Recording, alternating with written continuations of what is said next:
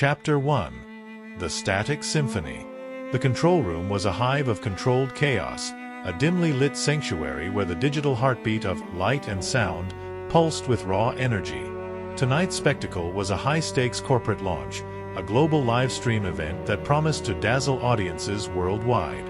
Ricardo, the company's veteran sound engineer, his hands moving with the practiced grace of a conductor, meticulously adjusted the audio levels, his eyes glued to the flickering meters. Beside him, Maya, a whirlwind of focused energy, her fingers dancing across the video console, ensured that every pixel on the massive LED wall was perfectly aligned. In the corner, Liam, the network specialist, his brow furrowed in concentration, battled the complexities of the live stream, his fingers flying across the keyboard as he monitored the network's vital signs. The air crackled with anticipation, a mix of excitement and the ever-present tension of live production. The LED wall, a colossal canvas of light and color, dominated the room, its vibrant displays casting an ethereal glow on the faces of the crew. This wasn't just another gig, it was a chance for light and sound to showcase their expertise, to prove they could handle the most demanding events. For Ricardo, it was a reminder of why he had dedicated his life to live production, the thrill of orchestrating a seamless experience for thousands of viewers. For Maya, it was an opportunity to climb the ladder, to prove that she was more than just a techie. She was an artist in her own right. For Liam, it was a test of his abilities, a chance to step out of the shadows and prove his worth. As the countdown to the live stream began, a flicker on the LED wall caught Maya's eye.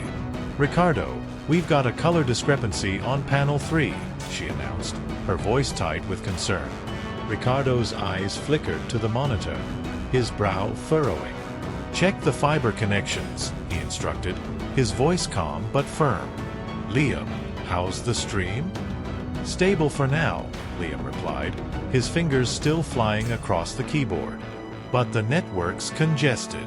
If we have any issues with the panel, the stream could drop." The room fell silent, the only sound the hum of the servers and the whir of the cooling fans. The tension was palpable, a silent acknowledgement of the stakes involved.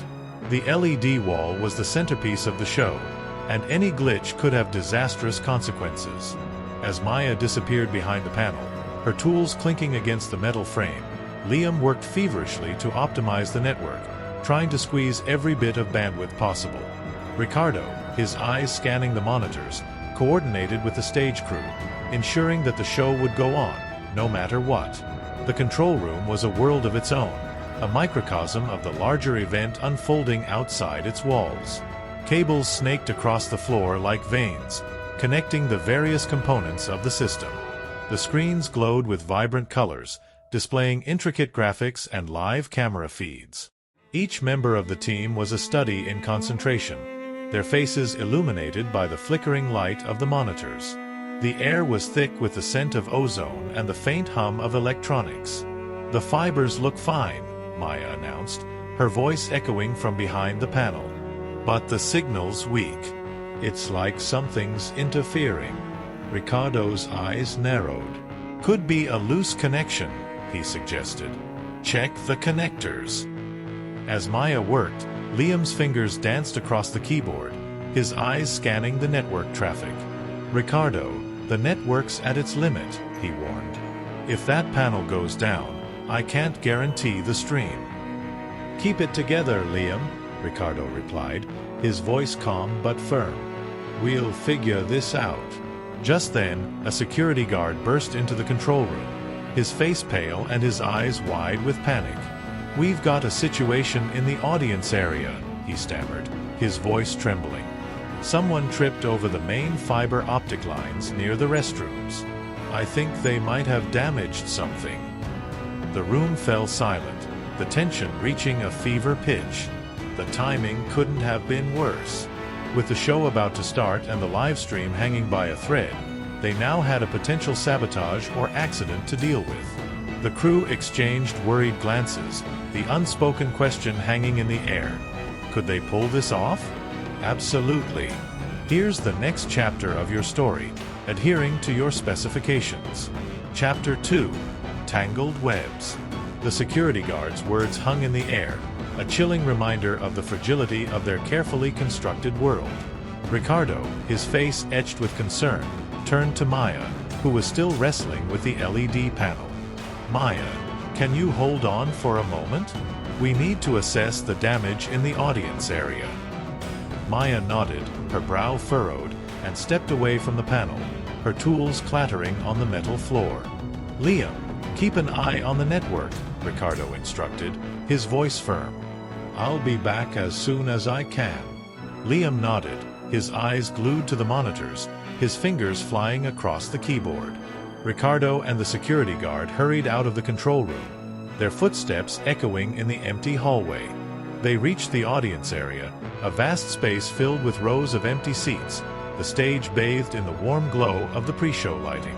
The fiber optic cables, thick and black, snaked across the floor, leading to the massive LED wall. Near the restrooms, a section of the cables lay tangled and twisted, a stark contrast to the neat, orderly lines of the rest of the installation. "This is where it happened," the security guard explained, pointing to a dark stain on the carpet. "Someone tripped over the cables, and they got caught under their feet." Ricardo knelt down, examining the damage. The outer casing of the cables was frayed, and several of the delicate fiber strands inside were exposed. "This is bad," he muttered, his voice grim. "We need to get these repaired, and fast." Back in the control room, Maya and Liam worked in tandem, their focus unwavering. Maya, her hands moving with practiced precision, traced the signal flow from the damaged cables to the LED panel, trying to isolate the source of the color discrepancy. Liam, his eyes scanning the network traffic, monitored the live stream, ensuring that the connection remained stable. The tension in the room was palpable, a silent acknowledgement of the stakes involved.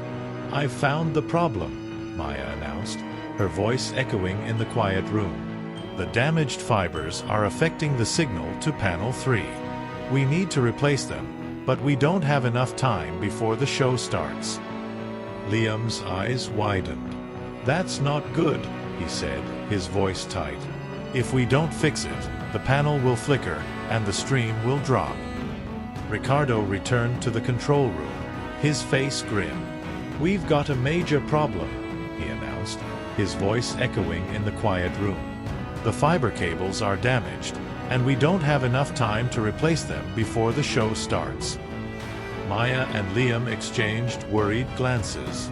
"What are we going to do?" Maya asked, her voice trembling slightly. Ricardo paused, his eyes scanning the room, his mind racing.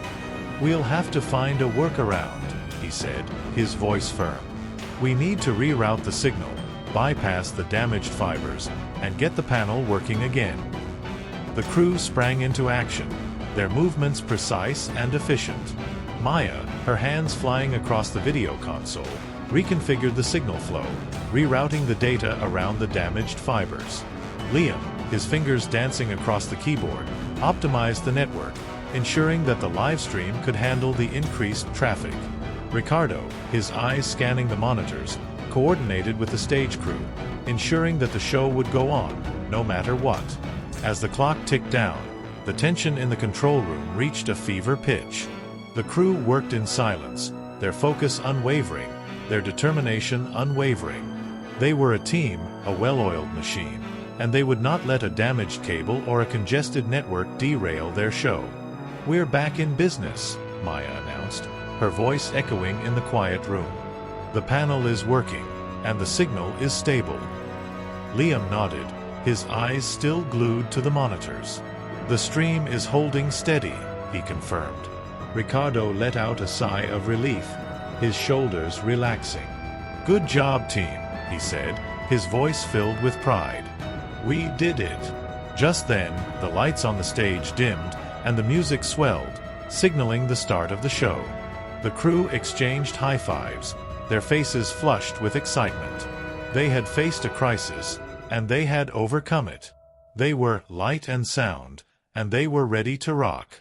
Chapter 3: The Ghost in the Machine. The show was underway, a dazzling spectacle of light and sound that filled the vast auditorium. On stage, the CEO of the company launched their new product, a sleek, futuristic device that promised to revolutionize the industry. The LED wall, now fully functional, displayed stunning visuals, showcasing the product's features and capabilities. The audience, mesmerized by the spectacle, watched in rapt attention, their eyes glued to the stage.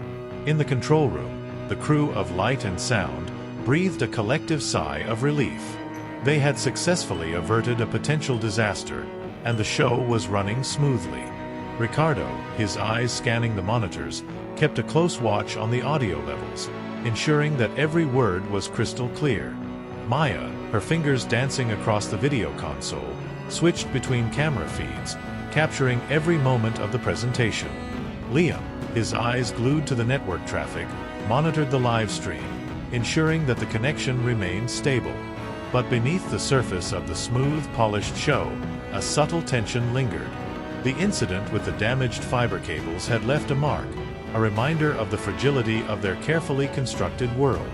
The crew knew that they had been lucky, that a single misstep could have derailed the entire event. As the presentation continued, a strange anomaly began to appear on the LED wall. A faint flicker, almost imperceptible, appeared on panel 3, the same panel that had been affected by the damaged fibers. The flicker was intermittent, appearing and disappearing at random intervals, but it was enough to catch Maya's attention.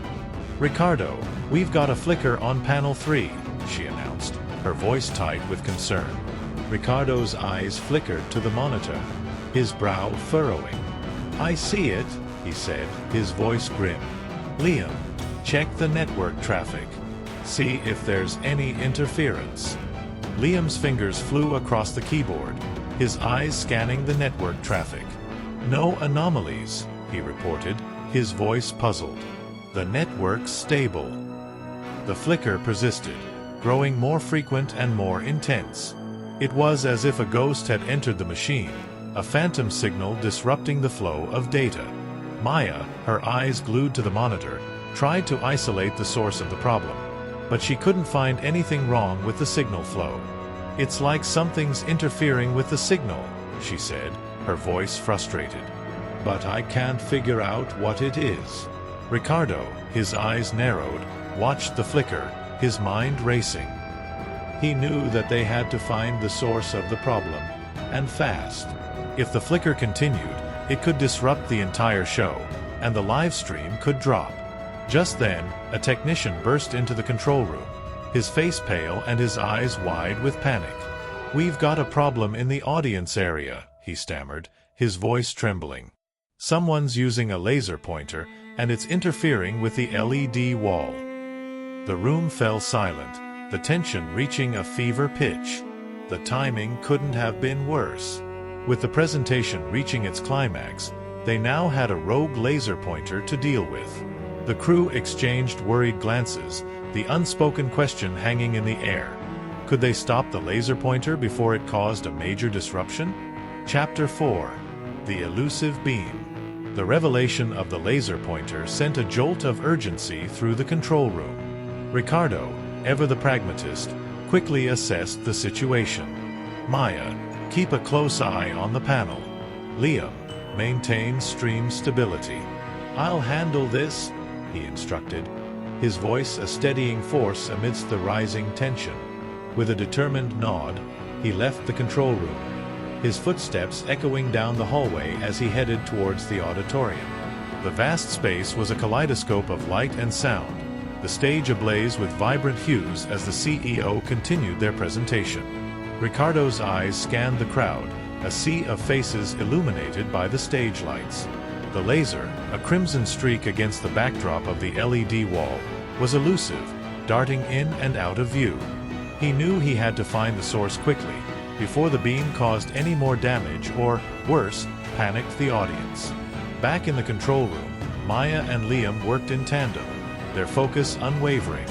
Maya, her brow furrowed in concentration, analyzed the flickering pattern on the LED wall. "Ricardo, the laser isn't just interfering," she reported over the comms, her voice laced with intrigue. "It's following a specific pattern, almost like someone's trying to draw something on the panel." Ricardo's heart skipped a beat. Draw something? Who would do such a thing, and why? He pressed on, his search intensifying, now driven by a sense of urgency and a growing unease. He knew time was of the essence. Meanwhile, Liam, his fingers flying across the keyboard, monitored the network traffic, ensuring the live stream remained rock solid. He also kept an eye on the security cameras, hoping to spot the culprit. "Ricardo, I'm checking the camera feeds," he reported. "But the auditorium is packed, and the lighting is making it difficult to get a clear view." Ricardo, his eyes darting across the crowd, noticed a subtle movement near the back of the auditorium. A figure, partially obscured by the shadows, seemed to be shifting their position. He moved closer, his senses on high alert. As he approached, he saw a glint of light reflecting off a metallic object. "The laser pointer. I've found them," he whispered into the comms.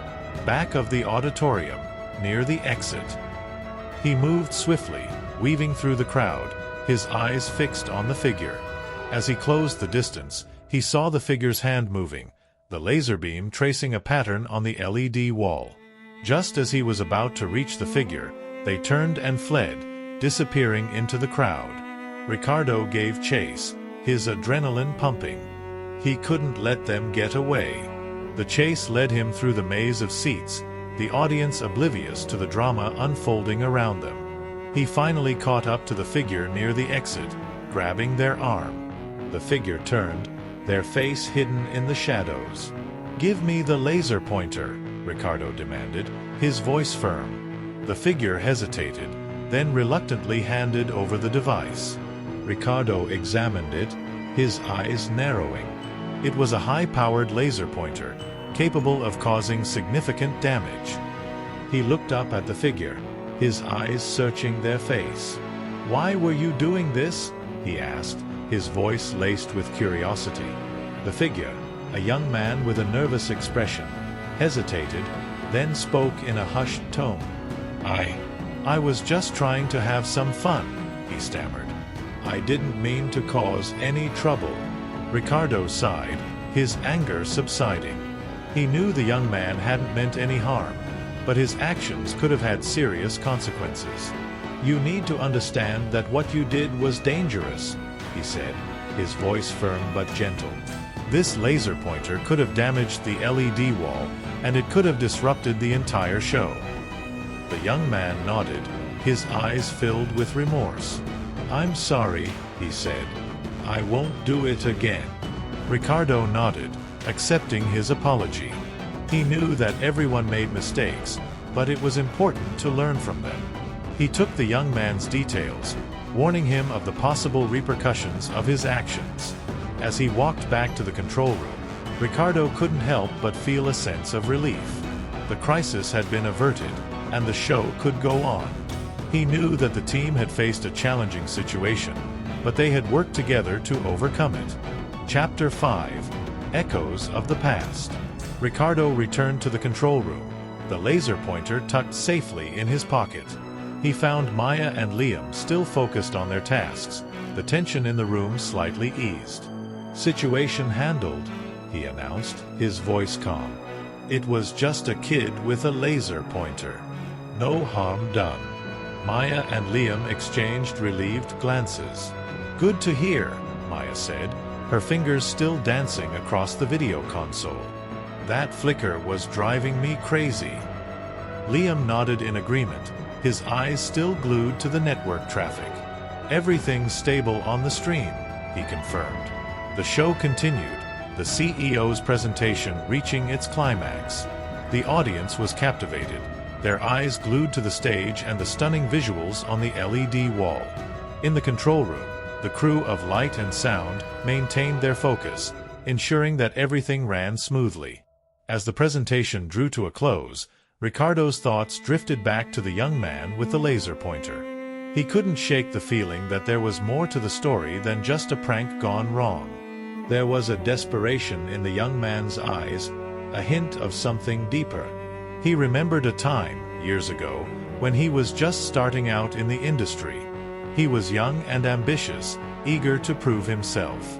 He had made his share of mistakes, some of them nearly catastrophic. But he had always learned from them, and he had always strived to do better.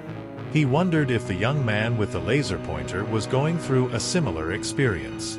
Was he just a kid trying to find his way, making mistakes along the way? Or was there something more sinister at play? Ricardo decided to keep an eye on the young man. He didn't want to jump to conclusions, but he also didn't want to ignore a potential problem. He asked Liam to pull up the security footage from the auditorium, focusing on the area where the young man had been standing. As they reviewed the footage, they noticed something strange. The young man wasn't alone. He was with a group of people, all of them dressed in black. They were watching the presentation intently, but they weren't applauding or cheering like the rest of the audience. They were just standing there, their faces expressionless. Ricardo's suspicions were confirmed. There was something definitely off about this group. He asked Liam to run facial recognition on the individuals in the group, hoping to identify them.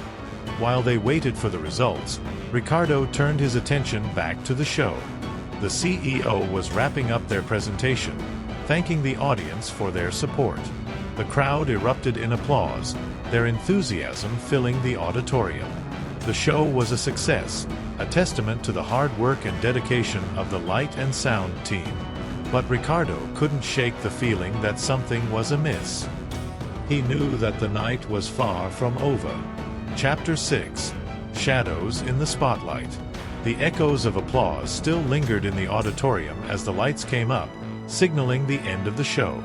The light and sound crew began the meticulous process of dismantling their equipment, a well-rehearsed routine that followed every event.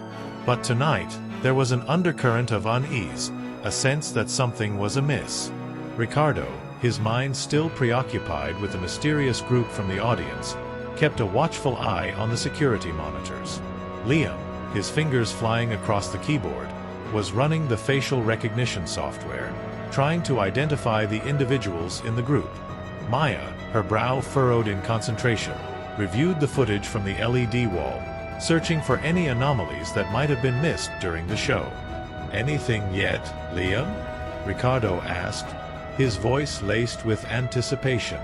"Still processing," Liam replied, his eyes glued to the screen. "The software's having trouble with some of the faces. They're partially obscured by shadows." "Keep at it," Ricardo instructed. "We need to know who these people are." As they waited, the crew continued their work, dismantling the stage and packing up their equipment. The auditorium, once a vibrant hub of activity, was now a quiet, empty space, the only sound the hum of the air conditioning and the clatter of tools. After what seemed like an eternity, Liam's computer chimed, signaling the completion of the facial recognition process. He scrolled through the results, his eyes widening as he recognized one of the faces. "Ricardo, you're not going to believe this," he said, his voice filled with disbelief. "One of the individuals in the group is a known hacker, goes by the name of Shadow." Ricardo's heart skipped a beat. Shadow. He had heard whispers of this individual, a notorious hacker known for their ability to infiltrate even the most secure systems. "What do we know about them?" he asked, his voice tense. "Not much," Liam replied. "They're a ghost, a digital phantom. They've been linked to several high-profile cyber attacks, but no one knows their true identity." Ricardo's suspicions were confirmed. This wasn't just a prank gone wrong. This was something much bigger, something potentially dangerous. He knew that they had to act quickly, before Shadow and their group could cause any more damage. "Maya, review the footage from the LED wall again," he instructed. "See if you can find any evidence of hacking." Maya nodded, her eyes scanning the footage, frame by frame. After a few minutes, she stopped, her eyes fixed on a particular sequence. "Ricardo, look at this," she said, her voice filled with urgency. There's a subtle distortion in the signal, a brief moment where the image flickers and then returns to normal. It's almost imperceptible, but it's there. Ricardo leaned closer, his eyes narrowing as he examined the footage. He could see the distortion, a brief glitch in the matrix. It was a sign that someone had infiltrated the system, a digital fingerprint left behind by Shadow. They were trying to hack into the LED wall, he said, his voice grim. But why? The question hung in the air, unanswered. Ricardo knew that they were dealing with a sophisticated adversary, someone who was capable of causing significant damage. They had to find out what Shadow was planning, and they had to stop them before it was too late. Chapter 7. The Digital Siege. The discovery of Shadow's presence sent a chill through the control room. The realization that they were dealing with a cyber threat, not just a simple prank, amplified the tension. Ricardo, his mind racing, knew they had to act decisively. "Liam, can you trace the source of the intrusion?" he asked, his voice sharp. Liam's fingers flew across the keyboard, his eyes scanning the network traffic. "I'm trying," he replied, his voice strained. "But they're good. They're bouncing their signal through multiple proxies, making it difficult to pinpoint their location." "Keep at it," Ricardo instructed. "Maya, can you isolate the affected section of the LED wall? We need to prevent them from causing any more damage." Maya nodded, her eyes fixed on the video console. "I'm working on it," she replied, her fingers dancing across the controls. "But they're constantly changing their attack vector, making it difficult to lock them down." The control room became a battleground, a digital siege against an unseen enemy. The crew of Light and Sound fought back with every tool at their disposal, their expertise and determination their only weapons. As they worked, the tension in the room grew, the air thick with anticipation. They knew that Shadow was close, that they were on the verge of uncovering their plan. Suddenly, Liam's computer chimed, signaling a breakthrough. "I've got them," he announced, his voice filled with triumph. "I've traced their signal to a nearby server room." Ricardo's eyes lit up. "Let's go," he said, his voice decisive. "Maya, keep an eye on the LED wall. We'll be back as soon as we can." Ricardo and Liam hurried out of the control room, their footsteps echoing down the hallway. They reached the server room, a dimly lit space filled with racks of humming servers. The air was thick with the scent of ozone and the faint hum of electronics. Liam pointed to a terminal in the corner of the room. "That's where they're accessing the system," he said. Ricardo approached the terminal, his eyes scanning the screen. He could see the code, the digital fingerprints of Shadow's intrusion. They were trying to gain access to the main control system, the heart of the entire event. "They're trying to take control of the show," he said, his voice grim. "We can't let them do that." He looked at Liam, his eyes filled with determination. "We need to shut them down," he said. "Can you do it?"